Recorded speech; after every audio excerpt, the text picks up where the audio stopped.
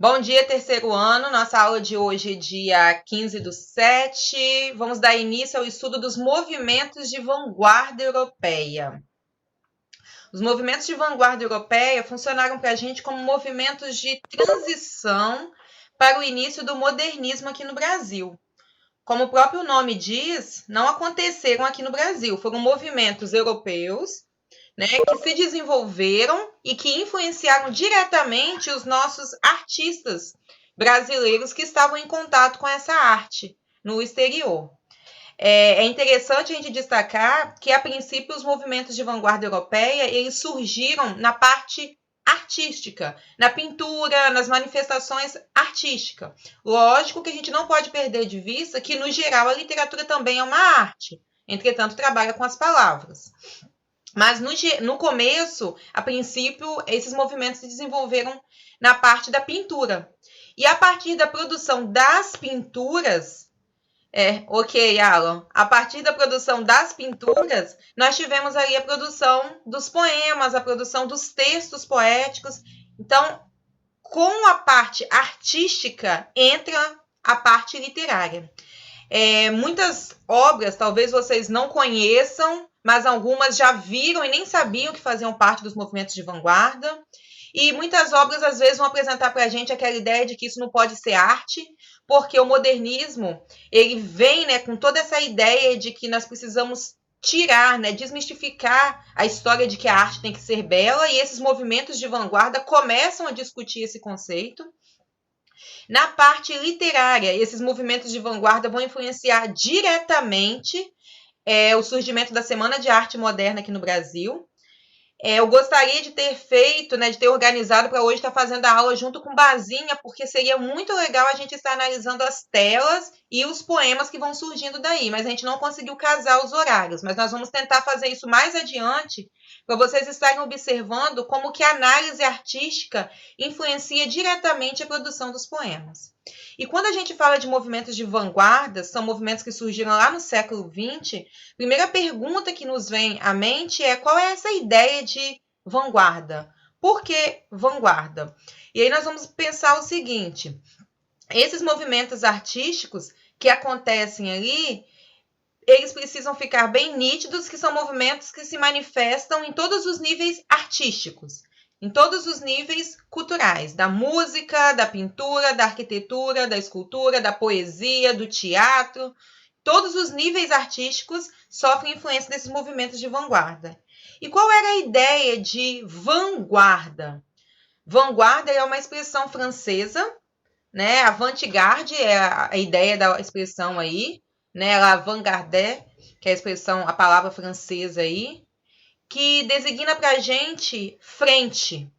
Lembrar dessas cenas que a gente vê em filmes de guerras, né? Que quem está à frente de um exército, aquela primeira fileira que controla, que comanda, né, o batalhão, é conhecida ali como avant-guarda, ou seja, a guarda, a vanguarda, aqueles que estão na frente, aqueles que dão o comando.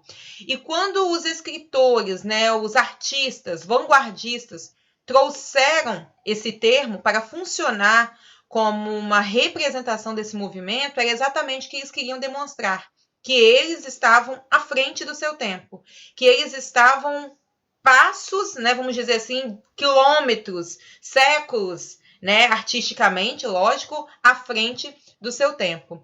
Então, quando a gente pensar em vanguarda, nós vamos pensar em vanguarda como um movimento artístico, que é aí um substantivo masculino, né, um movimento artístico que recebe esse nome por demonstrar, por representar aqueles que estão à frente do seu tempo, e também representa a ideia daqueles que fazem parte do movimento, portanto, agora uma ideia de adjetivo, né, de dois gêneros, os vanguardistas, ou seja, aqueles que defendem, que lutam para difundir a ideia aí do movimento de vanguarda. Então, a princípio, é isso que nos interessa, entender o que são esses movimentos, qual é a ideia de vanguardistas. Então, sempre pensar que esses artistas querem, almejam, demonstram que estão à frente do seu tempo. No geral, quando a gente fala assim de vanguardas, movimentos de vanguardas, a gente afirma que é uma época dos ismos, uma época em que surgiram os ismos, ou seja, ismo significa estudo de algo. E nós teremos nessa época vários ismos que serão estudados, vários momentos que serão estudados. Cada movimento que surge aí, cada elemento que será estudado, tem suas particularidades, vai influenciar a arte moderna mundial, aí eu comentei com vocês já, em todos os níveis, né, em todas as manifestações artísticas. Entretanto, possuem características únicas. Se, no geral, todos estão voltados para mostrar que querem estar à frente do seu tempo, individualmente eles possuem características únicas. E aí, quando a gente fala de ismos, a gente precisa entender o porquê desses ismos. Esses ismos surgem porque, na verdade, nós vamos ter 6 movimentos de vanguardas.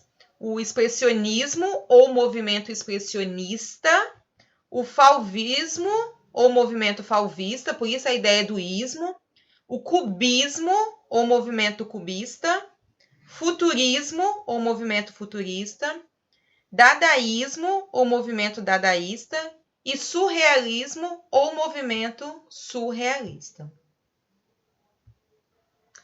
Então, vamos lá. A partir desses 6 movimentos aqui, só para a gente estar relembrando, então. É a época de estudo dos ismos, ou seja, estudo de algo. Por isso que nós temos ismos, surrealismo, futurismo, fauvismo, expressionismo, cubismo, que são esses movimentos aí que marcam essa época de vanguardas. Nós não temos aqui um único período, nós temos 6 movimentos. Vale destacar que não são escolas literárias, por isso que a gente diz estudo dos ismos. Quando a gente fala de arcadismo, romantismo, a gente tem uma escola literária. Aqui nós não temos escolas, nós temos estudo de movimentos, ou seja, movimento do cubismo, o movimento do surrealismo, o movimento do fauvismo. Então, são movimentos que surgiram nessa época. Por isso, a ideia de época dos ismos. Lembrando ainda que cada uma dessas vanguardas tem suas próprias especificidades. Desenvolve-se como um movimento próprio, cujo eixo comum é essa renovação estética, ou seja, eles buscam repudiar o gosto e a cultura que dominavam a arte até então. A ideia de que a arte tinha que ser bela, a ideia de que a arte tinha que ser perfeita. Se até então nós tínhamos essa noção de que a arte tem que ser bonita, para ser considerada obra de arte tem que ser bela. Agora, com esses movimentos de vanguarda, isso aí cai por terra. Nós vamos observar mais à frente, quando a gente estiver estudando o dadaísmo, que a ideia de dadaísmo é afirmar que tudo é arte, ou do nada se faz arte. Não sei se vocês já viram uma reportagem sobre uma exposição de artes que teve em São Paulo, tem alguns anos já, em que artistas pegaram lixos ou peças que foram jogadas na rua e montaram uma exposição de artes. Não sei se vocês já viram alguma coisa sobre isso, se vocês tiveram acesso a isso. A partir daquele amontoado, daquelas montanhas de lixo, se projetou luz, se projetou ali uma ideia, um cenário, uma imagem. Então, parte-se do princípio que aquilo que era o lixo, que era o resto que vai ser descartado, pode funcionar como objeto artístico. E para os vanguardistas, tudo pode se transformar em arte, no geral. Aquilo que para a gente não tem nenhum valor estético, os vanguardistas conseguem comprovar que ele pode se transformar em um objeto de arte. Então, eles vão repudiar aquele gosto pelo belo. Ou seja, se tudo pode ser arte, eu não preciso. Pode ser arte, não estou confundindo arte com arte, são coisas diferentes. Se tudo pode ser arte, eu não preciso me preocupar com forma, com cor, eu não preciso me preocupar com a tonalidade das cores. Eu posso pegar tudo que eu tenho à minha disposição, tudo aquilo que está sendo oferecido e transformar em arte. Portanto, escritores, escultores, pintores, músicos passam a produzir esse conjunto de obras artísticas peculiares, que representam para a gente a nova expressão artística. E essa é a ideia do que nós vamos ter daqui em diante, do que é moderno, do que é novo. Ou seja, abandonamos o estético, o padrão, e criamos um novo conceito artístico. Com relação à poesia, com relação à literatura, nós vamos ter, assim, textos que parece que são 2 ou 3 palavras que são apenas formados por um diálogo, um vocabulário, uma explicação de algo e se torna um elemento literário. Tem um poema de Mário de Andrade, que ele escreveu um pouquinho mais à frente, no Modernismo Fase 1, que o nome do poema é Amor. E o poema ele começa assim, deixa eu ligar a câmera aqui para mostrar para vocês. O poema ele está assim no título, Amor. E aí embaixo ele coloca humor, ponto. E coloca um ponto bem marcante. É só isso o poema dele. Aí alguém questiona, mas isso não é um poema, são 2 palavras, sendo que uma já é o título. Então é como se você tivesse que, a partir dessas 2 palavras, desses 2 elementos, né, amor e humor, ler o que tem nas entrelinhas, pensar nas possibilidades de interpretação. O que o amor tem a ver com o humor? O que o humor tem a ver com o amor? E o que eu posso retirar entre um e outro? O amor é um sentimento, o humor também é. Mas como que um pode completar o outro? Ou como que eles podem se distanciar?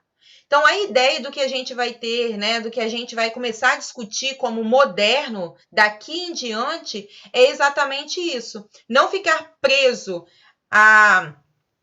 ao estético, não ficar preso a convenções, ter uma mente mais aberta, partindo do princípio de que tudo pode ser artístico, de que tudo pode gerar uma manifestação artística e de que a ideia que nós temos até então do belo, do bonito, ela é totalmente contrária à ideia do que é arte. Ok? Então, essa nova forma de expressão, ela vai surgir agora valorizando. É verdade, Bruna, não está. Depois eu posso disponibilizar os slides, tá bom, pessoal? Então, vamos lá.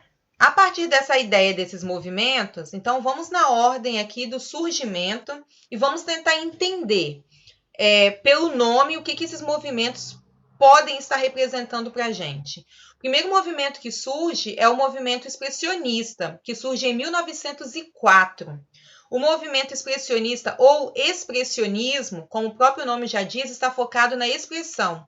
E essa expressão representa para a gente a expressão facial, os olhos, o destaque dado ao rosto, o destaque dado a expressões como mãos maiores, né? Um rosto maior, o uso das cores que são fortes, que vão marcar para a gente essa expressão de dor, de angústia, de amor, de sofrimento, depende daquilo que eu quero demonstrar. Então, pelo próprio nome, movimento expressionista, voltado para expressar por meio das imagens, por meio das cores, por meio daquilo que está sendo representado na paisagem, algum sentimento, alguma emoção. Em 1905, surge o fauvismo, ou movimento fauvista. O movimento fauvista, ele é um termo também francês, né? Por isso a ideia de fauvista, né? Que vem de feras. Por que feras? Porque o movimento fauvista ele é uma ramificação do movimento expressionista. Na verdade, ambos aqui trabalhavam com a ideia de chocar, de se expressar de forma a chamar a atenção, de forma a despertar a atenção. Então, nós temos aqui os artistas do fauvismo que surgem com a mesma ideia do expressionismo. Mas como eles se destacam? Pelo nome, pela origem do nome, os feras, eles trabalhavam muito com a ideia do grotesco, do feio. Então, era assim, queriam chamar a atenção, mas por algo que às vezes se tornava repugnante, feio, que era motivo de chacota, que era motivo assim de riso, de deboche. Em 1908, né, o terceiro movimento, surge aí o cubismo, ou o movimento cubista. Pelo próprio nome, cubismo, estudo do cubo, na verdade, das formas geométricas em geral. Então, busca-se representar a realidade por meio de figuras geométricas. E vocês vão lembrar logo de Pablo Picasso, que é o nosso grande representante aqui. 1909, surge o futurismo, ou movimento futurista. Pelo nome também, ó, futurismo, a ideia de estar à frente, o futuro. Então, nós vamos ter aqui uma supervalorização das máquinas, das forças. É chamar a ideia para o fato de que a mão de obra do homem está sendo trocada pelas máquinas, está sendo substituída pelos maquinários. Então, nós teremos aqui uma preocupação muito grande em mostrar o som, né, dessa movimentação, o som dessas máquinas, o barulho dos motores, tudo aquilo que pudesse representar as engrenagens, a força de trabalho, é representado tanto na pintura quanto nas produções literárias. Em 1914, surge o movimento dadaísta, ou dadaísmo, né? O estudo ali dos ismos, que trabalha com a ideia de que Dada é uma palavra que não tem sentido nenhum. Dada significa nada. Para os franceses, Dada era uma representação que nós conhecemos hoje como onomatopeia, que é uma palavra, né, que se cria para representar um som. Dada representava ali o som que uma criança, um bebê faz. Então, Dada. O que ele queria? Vai saber, qualquer coisa era Dada. São as primeiras palavras que ele começava a falar. Então, não tem qualquer significado. E é exatamente essa ideia aí do Dada, que a criança, o bebê fala, que os dadaístas vão se aproveitar, né, dessa ideia para discutir que o nada também forma arte. Do nada também se cria, do nada também se produz. E o último desses 6 movimentos foi o movimento surrealista, ou surrealismo. Observem que ele surge em 1924, já bem tardio, né? Se nós formos olhar aqui, são 20 anos de desenvolvimento dos movimentos de vanguarda. E quando ele surge em 1924, lá na Europa, aqui no Brasil, a gente já tinha ocorrido aqui no Brasil a Semana de Arte Moderna, que acontece em 1922. Então, só para a gente entender historicamente, esses 5 movimentos aqui, os 5 primeiros movimentos, acontecem na Europa e influenciam diretamente a Semana de Arte Moderna no Brasil, que acontece em 1922. Quando surge o movimento surrealista, que é 24, lá na Europa, nós já estávamos no modernismo fase 1. Significa que o modernismo fase 1 ele será uma época de total influência de todos os movimentos vanguardistas, sobretudo do surrealismo que está surgindo agora. Então, a princípio, só para a gente dar um geralzão aqui, o que eu queria é que vocês entendessem a ideia de cada movimento, eu vou falar de cada um deles, tá? Mais especificamente, mostrando características individuais, mas é que vocês entendessem o movimento pelo próprio nome, porque ele já traz no nome qual é a ideia defendida, né? Valorizar a expressão, valorizar aqui a ferocidade, né? O grotesco, valorizar as formas geométricas, a ideia do futuro, das máquinas, valorizar o nada, valorizar o surreal. O que é o surreal? A ideia do surrealismo é a ideia daquilo que está além da realidade. O surreal é o sonho, a imaginação, está muito voltado para o campo da psicanálise. Nós vamos observar nas obras que há uma preocupação muito grande em representar aquilo que as pessoas sonham. Então, aquilo que está totalmente fora da realidade. Por isso, o surreal. Ok, pessoal, até aqui? Alguma perguntinha até aqui? Então, a gente vai começar a analisar cada um dos movimentos. Eu vou colocar uma imagem. A partir da imagem, a gente faz uma discussão básica ali, né? E eu mostro para vocês como que isso vai acontecer na literatura e na pintura. Então, nós vamos estudar os movimentos de acordo com o surgimento, tá? Do expressionismo aqui até a gente chegar ao surrealismo. Vamos lá, então. Creio que essa tela já é conhecida de vocês, né? Essa tela é conhecida como a maior obra representativa do expressionismo. É interessante a gente olhar aqui e observar que o expressionismo começa em 1904. E essa tela é de 1893. Observem que são 7 anos de diferença. Ou seja, antes de ter início propriamente ao expressionismo, Munchot já tinha produzido essa tela. Munchot já tinha lançado as ideias do movimento expressionista. E aqui é bem nítido para a gente a deformação, né, na caricatura, na imagem, na expressão do rosto, essa ideia de pânico, de desespero, que é marcado para a gente também com o uso dessas cores que são fortes, que não são nítidas, que se misturam ali, ao mesmo tempo que nós temos a ideia das cores mais quentes, que dão essa ideia de pavor, né? Com essas cores mais fortes aqui também. Nós temos a calmaria, né? Nós temos aqui uns tons mais pastéis, uns tons mais claros. Então, o expressionismo ele está voltado exatamente para isso aí, para essa mistura de sensações e de emoções. A gente diria que é a primeira escola, não, né? A primeira manifestação, né? Não vamos usar o termo escola para movimentos de vanguarda. É a primeira manifestação, a primeira vanguarda. Valoriza muito essa arte primitiva, a gravura, essa ideia aqui de não seguir a representação da realidade, ou seja, não representar a realidade como ela realmente é, mas tentar recriar a realidade por meio de sensações, de emoções, por meio da subjetividade. Ou seja, a percepção de cada pintor, de cada artista, precisa estar bem nítida na sua obra, na sua pintura. As figuras são, portanto, deformadas, representadas por cores vibrantes. Nós temos a estética também do grotesco, mas não é um grotesco voltado para o ridículo, é um grotesco que espanta, né? Porque essa ideia do susto, do pavor, e observem que essa sensação que nós temos quando a gente foca nessa imagem é exatamente de se perguntar, né? Quando ele aperta aí e faz esse "o" de susto, é de se perguntar por quê? O que ele quis representar com isso? O que ele realmente está sentindo no momento?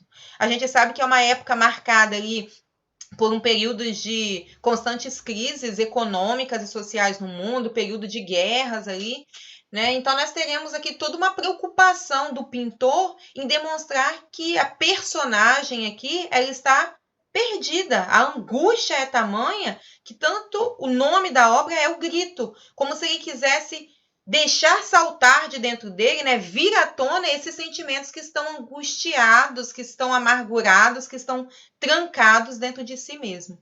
Por isso essa ideia aqui de marcar tudo isso pela expressão. A expressão facial, a expressão da paisagem, né, que se sobressai. Nós não temos aqui árvores, nós não temos um céu bem representado, mas nós temos uma paisagem que se torna, vamos dizer assim, não opaca, mas confusa, como se deixasse e representasse exatamente esse ser humano confuso, que não consegue interpretar, que não consegue se definir, que não consegue expressar exatamente aquilo que ele está sentindo.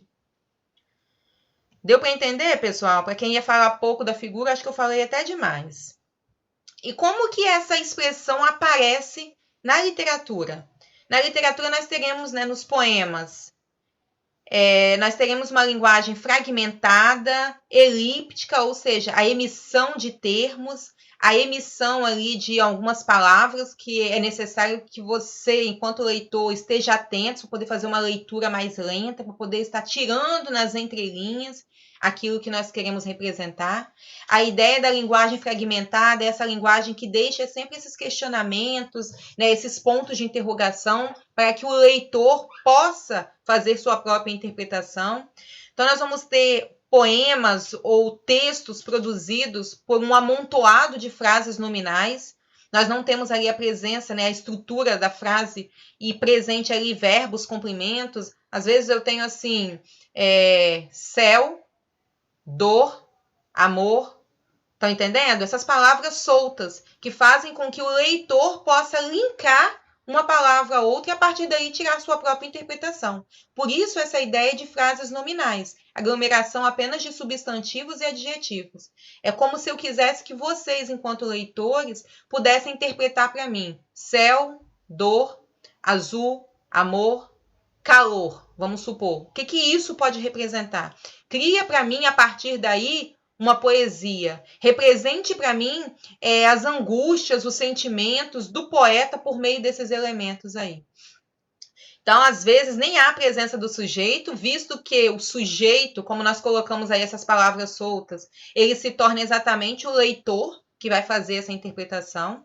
Há uma total despreocupação, então, com a organização do texto. Eu não preciso ter aquela ideia do poema escrito em versos, escrito ali a divisão em estrofes. Eu tenho os textos que vão aparecer numa estrutura aleatória, que podem aparecer todos na mesma linha ou dando espaço entre uma linha e outra. Você não tem essa preocupação com a forma, com o padrão. Não há preocupação com o emprego de rimas, com musicalidade. As palavras são usadas, são escolhidas aleatoriamente para representar o momento, para representar aquilo que o poeta, né, que o artista quer colocar em cena. É importante destacar que esses movimentos vanguardistas, eles também estão voltados para as causas sociais. Então, nós teremos ali, além dessa denúncia da questão da subjetividade, né? Por que eu disse denúncia? Porque as pessoas estavam aflitas com essa situação social. Então, a poesia surge como uma denúncia de que eu não estou aguentando essa opressão que o mundo está passando para mim. Então, tem essa ideia de denunciar a forma como o ser humano está lidando com tudo isso, e ao mesmo tempo é uma ideia de se lutar contra essas imposições, a fome, esses valores do mundo burguês que são colocados, né, como valores corretos, essa ideia da inércia, ou seja, o ser humano aceita as coisas como estão, não, vamos lutar, vamos nos manifestar, vamos nos unir. Por isso que a partir da ideia do pré-modernismo, eu comentei com vocês que nós temos aqui a literatura com uma função diferente. Não é mais para agradar, para divertir, mas é uma forma de combater, né, os problemas sociais. É uma forma de lutar contra as mazelas sociais. Ou seja, em linhas gerais, a ideia que surge lá no pré-modernismo e que vai ser difundida aí lá na Europa também, né, com esses movimentos de vanguarda, continuação aqui no Brasil com o modernismo, era exatamente tirar o ser humano dessa inércia, ou seja, aceitar tudo, aceitar a divisão de classe, aceitar a imposição da elite, aceitar os dogmas da burguesia. Vamos lutar, mesmo que a gente não vença, mas vamos lutar, vamos mostrar que estamos indignados, vamos nos manifestar. Por isso que a arte e a literatura estão tão próximas, estão tão assim inseridas, enraizadas uma na outra, dentro dessa questão dos movimentos de vanguarda. Ok até aqui? Ok, Samuel, então? Ok? Sobre expressionismo? Beleza, então. Vamos lá para o próximo. Esse aqui é o fauvismo. Não sei se vocês já viram essa tela, né? É uma tela do Matisse, de 1910, chamada A Dança. E eu vou disponibilizar depois, Samuel, os slides para vocês, tá? Depois eu envio os slides para vocês estarem estudando. Se você quiser ir anotando só alguns pontos do que eu vou estar comentando, depois eu envio os slides para vocês estudarem. Não, Samuel. Não, se preocupa não. Vamos lá. Anota só assim o que você achar importante das telas. Eu fiz aqui, pessoal, um apanhado das telas mais importantes, porque esses movimentos aqui de vanguardas, na verdade, não aparecerão para ser cobrado de vocês só em literatura. Vocês verão essas telas em artes, vocês verão algumas telas que aparecem aqui em discussões de questões de história, tá? Em discussões de questões de filosofia, principalmente o surrealismo. Então, é interessante vocês estarem anotando alguma coisa sobre as telas, porque são telas, né, são imagens que vira e mexe aparecem no Enem, aparecem aí no vestibular de alguma faculdade particular ou alguma outra disputa aí, algum outro concurso que vocês possam estar fazendo. Então, é interessante estarem anotando alguma coisa sobre as telas. Vamos lá com relação ao fauvismo. O fauvismo, como a gente comentou, ele é aquela ramificação do expressionismo. E ele traz aquela ideia de uma pintura de uma imagem feroz. Observem que é a dança, mas é algo tão grotesco que foge da ideia de uma dança animada. Sei lá, parece muito mais um ritual. Não sei se vocês conseguiram perceber isso. São corpos deformados, são expressões que não denotam para a gente alegria, né? Um momento de felicidade, um momento de união, né? De compartilhar a sensação, porque esse é o objetivo da dança. Você está demonstrando ali, você está manifestando essa sensação de alegria e de felicidade. Quando você dança em parceria, né? Quando você dança com alguém, com um par, a ideia é exatamente essa: compartilhar esse momento de alegria, compartilhar esse momento de felicidade.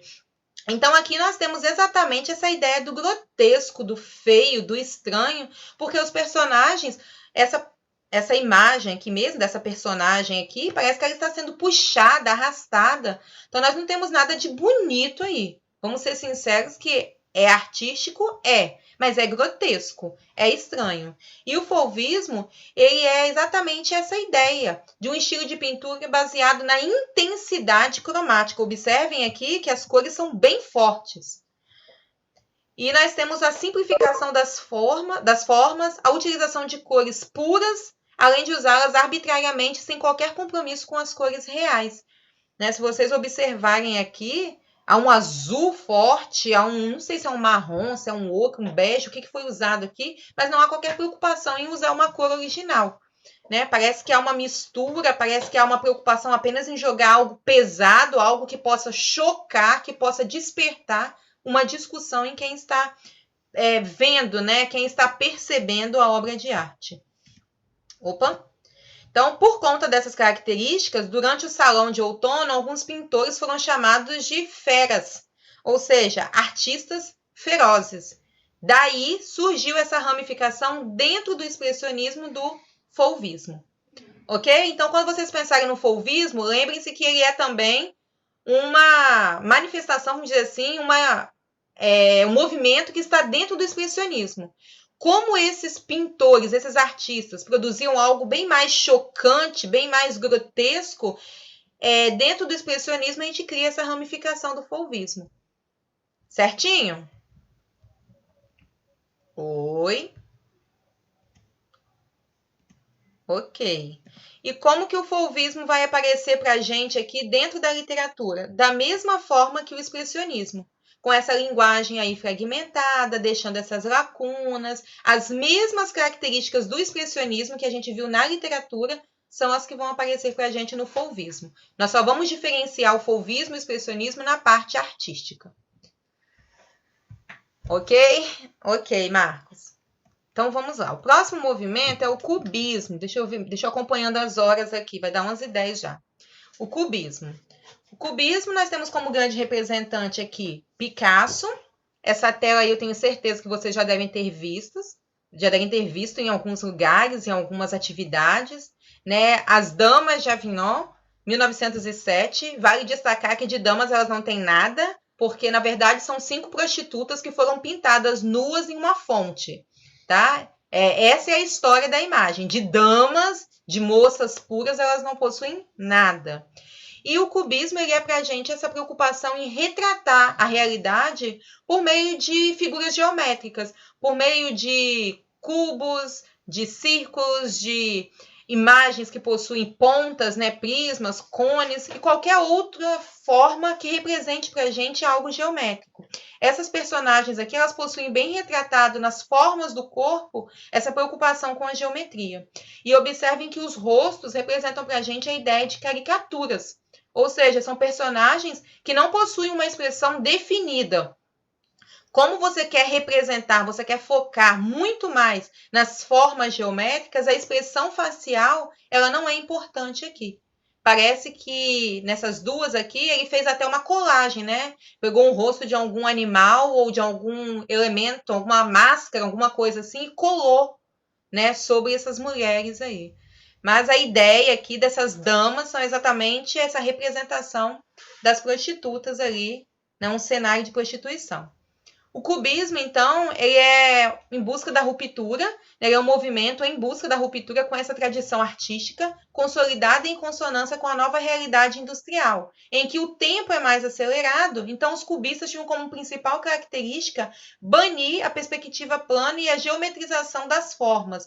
Ou seja, eu não vou representar mais um corpo que possui apenas aquele formato do corpo que a gente conhece. Eu não vou representar mais uma casa que possui aquela ideia, né, de que eu tenho apenas o quadrado, o retângulo, em cima ali o triângulo formando o telhado. Não, nós vamos banir isso aí e vamos fugir da ideia da perspectiva plana, de que precisa ter uma base, precisa ter um elemento ali para ser a solidificação da arte, e vamos geometrizar no geral. Eu quero produzir uma mulher, eu quero representar uma criança por meio de cones, por meio de triângulos, por meio de esferas. Então, foge-se dessa ideia de que eu preciso ter um padrão. São diferentes perspectivas que vão se sobrepor, inovando a arte, criando até mesmo a ideia de técnicas de colagem, que foi o que nós vimos aqui, ó. Parece que se pegou uma máscara ou um rosto de alguma outra coisa e colou em cima. Então você foge do convencional. E a partir daí, você busca representar, e é isso que eu quero que vocês prestem atenção agora, porque é isso que vai influenciar a literatura, representar a realidade por meio de diferentes perspectivas. Tem um exercício que eu gosto sempre de fazer quando eu explico o cubismo, que é o seguinte: se eu pegar uma janela, abrir a janela e eu pedir para 3 pessoas irem cada uma de uma vez naquela janela, que é o mesmo ambiente, a mesma paisagem, o mesmo cenário, e descrever para mim a sensação que estão sentindo, cada uma vai apontar um aspecto diferente. Se vocês quiserem fazer esse teste individualmente, vocês podem pegar a janela e ir abrindo aos pouquinhos. Quando você abre um pedacinho, você tem um espaço limitado. Você está vendo apenas aquilo que o seu campo de visão consegue alcançar reto. Quando você abre um pouquinho mais a janela, eu fiz isso já, Alan, no primeiro ano? Ok. Quando você abre um pouquinho mais a janela, você está abrindo o seu campo de visão. Quando você tem a janela toda, parece que você tem um panorama, uma ideia geral, isso aí, de tudo que está acontecendo. E as suas sensações, as suas percepções, elas vão mudando daquele espaçozinho pequeno para o espaço aberto que agora você tem. E o cubismo faz exatamente isso. Demonstra para a gente que a realidade pode ser representada de maneiras diferentes. Não tem aquela brincadeira que criança faz, que quando você enrola o papelzinho formando um cone, você vê as coisas tudo redondinha. Mas se você for olhar para algo que deforme a imagem vai ficar puxadinha para um lado, a imagem vai ficar em forma ali pode ser um cilindro, em forma de um cone. É aqueles objetos, aqueles brinquedos que as crianças usam para demonstrar a imagem deformada. Aqueles espelhos que nós temos, para quem já foi em algum parque de diversão, que tem aquela casa dos espelhos, é exatamente isso que eles fazem. Você tem uma visão de um corpo afunilado, de um corpo maior, de um corpo achatado. Então, o cubismo ele vai fugir do padrão e vai demonstrar que a realidade pode ser representada de formas diferentes. E na literatura, isso vai aparecer para a gente mostrando, né, ou sendo retratado com humor, com o anti-intelectualismo, ou seja, não tem nada de intelectual mais, nós vamos representar ali uma poesia que está marcada por uma escrita que foge do padrão. Se eu quero representar alguém que caiu da escada, então eu produzo o meu poema exatamente ali no formato dessa escada que está caindo, no formato de, se é uma expressão de dor, então eu produzo as palavras exatamente com essa ideia aqui de aumentar as letras, de demonstrar uma cor mais forte. Não sei se vocês lembram que às vezes a gente fazia lá na primeira ou segunda série, né, na aula de artes, a professora pedia para a gente representar as palavras por meio de imagem. Então você fazia sol, aí você colocava S, o Ozinho já era o desenho do sol e depois o L. Lembram disso? Árvore, o A que aparecia lá no início, a gente fazia aí no formato de uma árvorezinha. Ou seja, a realidade ela já ia se fundindo ali com a imagem. Talvez o Arthur representasse a árvore lá no A, mas a Anne representasse já no V, porque para ela o V estava mais próximo, a imagem da letra V estava mais próxima da representação da árvore. São as visões cubistas que a gente vai observando depois que a gente tem a ideia do conceito, mas a gente não sabia ainda o nome.